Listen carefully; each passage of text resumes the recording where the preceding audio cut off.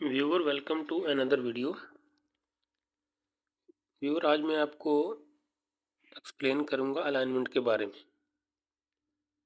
Alignment क्या है और ये किसी भी मशीन के लिए क्यों ज़रूरी है, इंडस्ट्री में इसकी क्या क्या ज़रूरत है और इसकी एडवांटेज और डिसएडवांटेज क्या हैं और मशीन के ऊपर इसका क्या इफेक्ट है और अलाइनमेंट कितनी टाइप की होती है और इसको कैसे कैसे परफॉर्म किया जाता है। तो वीडियो शुरू करने से पहले मेरी रिक्वेस्ट है कि मेरा चैनल यूट्यूब पे शकील टेक्निकल एक्सपर्ट के नाम से है, आप उसको विज़िट कर सकते हैं और मेरे चैनल को सब्सक्राइब कर लें। और सेम नाम से मेरा पेज फेसबुक पे है, आप उसको भी चेक कर सकते हैं। दोनों प्लेटफॉर्म पे मैं वीडियो अपलोड करता रहता हूँ। अगर आप इंटरेस्टेड हैं या आपको ज़रूरत है वैसी वीडियो की, तो ऑलमोस्ट हर तरह की टेक्निकल वीडियो जो है वो मेरे पेज और चैनल पे आपको मिल जाएंगी। अगर आपको कुछ स्पेशल वीडियो चाहिए किसी टॉपिक पे तो आप कमेंट में कह सकते हैं। वीडियो शुरू करते हैं। Alignment refer to the proper positioning of component or the shaft are aligned in both the horizontal and vertical। Alignment दोनों कंपोनेंट होते हैं जिनको एक पोजीशन में किया जाता है। जैसे आप नॉर्मली सिंपल एग्जांपल पंप और मोटर की ले सकते हैं, लेकिन बहुत सारी जगह कंप्रेसर भी हो सकता है उसमें। तो कोई भी जो मशीनरी ड्राइवर और ड्रिवन, जब भी उनको आपस में कपल किया जाता है तो अलाइनमेंट की ज़रूरत होती है। तो उनको अलाइन किया जाता है और जो अलाइनमेंट का डिफरेंस है वो मिनिमम से मिनिमम जो भी कंपनी की रिक्वायरमेंट होती है उसके हिसाब से सेट किया जाता है। या सिंपल आप ये भी कह सकते हैं कि शाफ्ट, दोनों मशीन की शाफ्ट को आपस में हॉरिजॉन्टल वर्टिकल अलाइन किया जाता है। मिस अलाइनमेंट डिसएडवांटेज,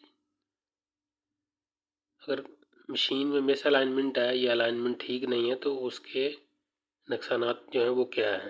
नंबर 1 पे कहता है increased wear and tear. Proper alignment is necessary to prevent excessive wear and tear, reduce energy consumption and avoid costly breakdown, but also reduce vibration, noise and the risk of the premature component failure. Regular maintenance and alignment checks are recommended to ensure optimal performance।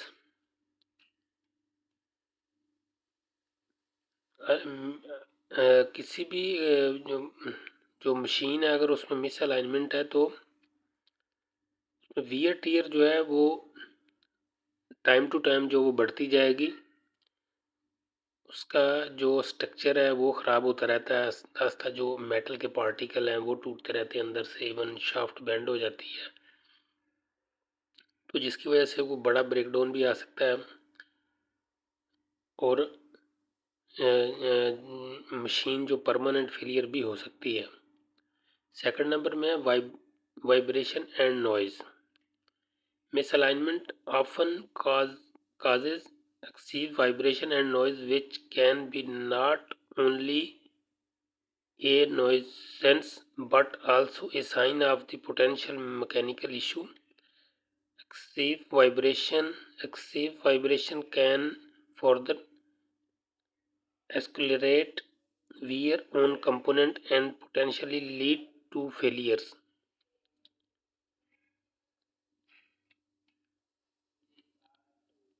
जब भी misalignment होती है किसी भी machine में तो उसकी वजह से वाइब्रेशन आती है और फिर नॉइज़ उसके बाद आना शुरू हो जाती है। जो एक सिग्नल होता है कि मशीन में मैकेनिकली जो है वो इशू आ रहा है, अगर आप उसी जगह पे उसको अलाइनमेंट को ठीक नहीं करेंगे तो वो आस्ता आस्ता बढ़ता जाएगा और बाद में वो जो आपका कंपोनेंट जो परमानेंटली फेलियर हो सकता है।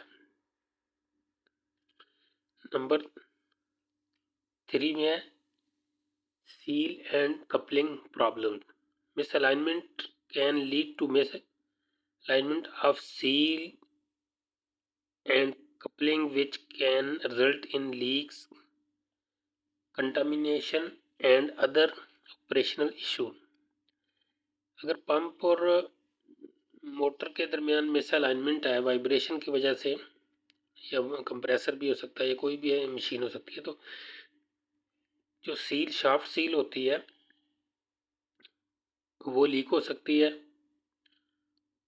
उसके बाद कपलिंग जो है वो उसमें भी प्रॉब्लम आएगी, क्योंकि लोड जो फर्स्ट में आता है वो कपलिंग फिर शाफ्ट। तो सबसे पहले कपलिंग जो है वो कनेक्ट होती है मोटर के साथ में, तो कपलिंग में प्रॉब्लम आएगी, वियर टीयर आएगा, गर्म होएगी, वायर साउंड आएगा, कपलिंग टूट भी जाती है सम टाइम।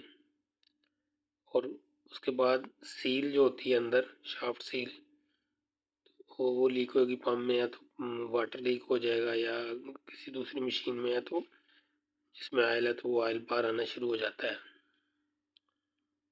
नंबर 4 में रिड्यूस परफॉर्मेंस। ये misalignment motor and pumps can lead to reduce overall performance such as decrease flow rates, reduce pressure and lower overall output। Misalignment की वजह से मोटर और पंप में जो है परफॉर्मेंस जो है वो कम हो जाती है। हाई स्पीड में जो चलने वाली मशीन होती है वो उसको जैसे वो मिसअलाइन होती है तो वो फुल आरपीएम में नहीं चल पाती, वाइब्रेशन बढ़ जाती है, इसकी वजह से उसकी परफॉर्मेंस जो है वो कम हो जाती है। और जो प्रोडक्शन पे असर होता है, और प्रेशर वगैरह भी, जब आरपीएम पूरे नहीं आएंगे तो प्रेशर वगैरह भी उसका जो कम हो जाएगा। नंबर 5 में safety concerns. In extreme causes misalignment can compromise the structural integrity of the machinery, leading to safety hazard for the workers and the surrounding environment। अगर मशीन कंटिन्यू मिसअलाइनमेंट में चल रही है तो उसमें जो उसका स्ट्रक्चर है वो आस्ता आस्ता डैमेज हो जाता है, और सम टाइम जो है वो बहुत बड़ा एक्सीडेंट भी हो जाता है कि मशीन कपलिंग या कुछ चीज़ टूट के किसी वर्कर को भी लग सकती है, या किसी भी चीज़ को वो डैमेज कर सकती है जो दूसरा कंपोनेंट है साथ में, या सेम उसी कंपोनेंट को वो डैमेज कर सकती है। सम टाइम पूरी पूरी बॉडी जो है वो फेलियर हो जाती है। तो नेक्स्ट व्यूअर है, ये आप देख रहे हैं जैसे ये मोटर और पंप है, ये दो कपलिंग है, ऐसे इस तरह से डायल लगा के इनको अलाइनमेंट किया जाता है। इस तरह ये मोटर और पंप है, इसमें उन्होंने ये बताया, मिस अलाइन करके बताया हुआ है, तो इसको हमने अलाइन करना है। तो अलाइन करने के लिए ये हम इसको क्या मेथड है, नेक्स्ट है टाइप्स ऑफ अलाइनमेंट। फर्स्ट में एक्सियल एंड रेडियल अलाइनमेंट, सबसे ज़्यादा ये अलाइनमेंट इंडस्ट्री में यूज़ की जाती है। सेकंड नंबर में रिवर्स अलाइनमेंट, अगर कपलिंग दोनों कपलिंग के दरमियान 6 इंच से ज़्यादा गैप है तो रिवर्स अलाइनमेंट की जाती है। इसमें फार्मूला लगा के इस शिम्स का जो साइज निकाला जाता है। ग्राफिकल अलाइनमेंट, ये ग्राफ होता है, वो ग्राफ के ऊपर मार्किंग की जाती है, रीडिंग जो आती है उसके मुताबिक शिम डाली जाती है। ग्राफिकल अलाइनमेंट वाहिद अलाइनमेंट है जो इसमें एक अलाइनमेंट का रिकॉर्ड जो है वो बाद में आपको डॉक्यूमेंट में सेव हो जाता है। लेज़र अलाइनमेंट जो आजकल लेज़र से होती है, ये ज़्यादा फेमस है, इसमें जल्दी हो जाती है, और आपको जो शिम का साइज़ वगैरह है वो लेज़र जो है उसके साथ में जो डिवाइस कनेक्ट है वो खुद ही बता देती है कि इस कौन से फुट में कौन सी आपने शिम डालनी है। तो अलाइनमेंट करने से पहले जो टूल रिक्वायर होते हैं, थोड़ा इंट्रोडक्शन में उनका भी आपको बताता हूँ। Dial indicator with magnet base.